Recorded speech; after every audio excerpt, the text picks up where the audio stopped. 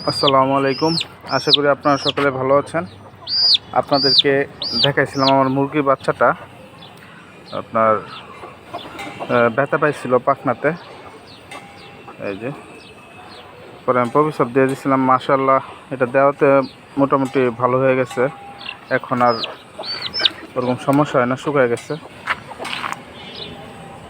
তো ওই দিন খেয়াল করছিলাম বিদায় দেখতে পারছি, নয়তো তো সমস্যা হয়ে যেত। তো বাচ্চানেও সমস্যা হয়ে যেত, বাঁচতে পারতো না। যে পরিস্থিতি, যে অবস্থায় পড়ছিল, যে সঠিক সময় যে না আসতাম, তাহলে এই বাচ্চাটাকে বাঁচানো সম্ভব ছিল না। দেখেন বাচ্চাটা কত সুন্দর, মাশাআল্লাহ।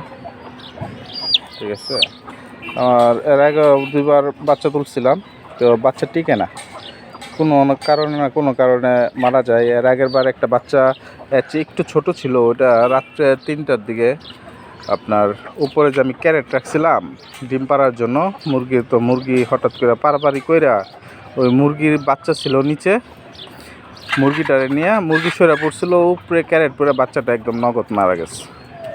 ঠিক আছে, পরে আমি সকালে আসছি, এসে তো দেখি তো এই অবস্থা, মনটা খুব খারাপ হয়ে গেছিলো। তো হাল ছাড়ি নাই।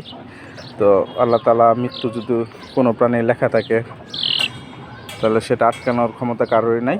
এই যে দেখেন মাশাআল্লাহ, বাচ্চাটা অনেক সুন্দর। তো বাচ্চাটা মোরগ হয় না মুরগি হয় এখনও বোঝা যাচ্ছে না। তো আপনারা বুঝতে পারেন কি না জানায়েন। তো অনেক সুন্দর একটা কিউট একটা কালার আসছে, কোয়েল পাখির মতো ফুটাফুটি। তো আপনারা সবাই দোয়া করবেন, দেখেন বাচ্চাটা অনেক সুন্দর কিউট।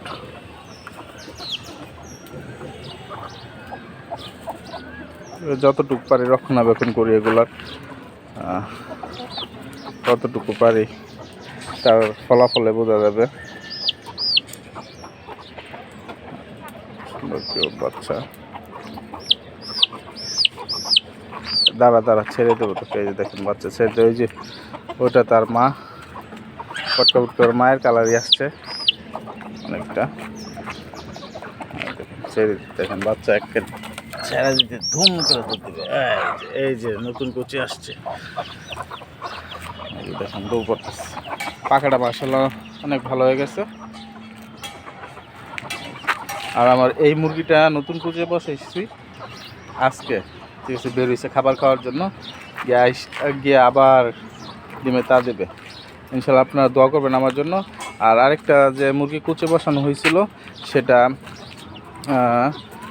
2-3 দিন, আজকে 17 দিন, 2-3 দিনের মধ্যে ইনশাল্লাহ বাচ্চা ফুটিয়ে ফেলবে। এই যে বাচ্চা ইনশাল্লাহ 2-3 দিনের মধ্যে ফুটে ফেলবে। আপনারা সবাই দোয়া করবেন আমার জন্য। আসসালামু আলাইকুম ওয়া রাহমাতুল্লাহি ওয়া বারাকাতুহু।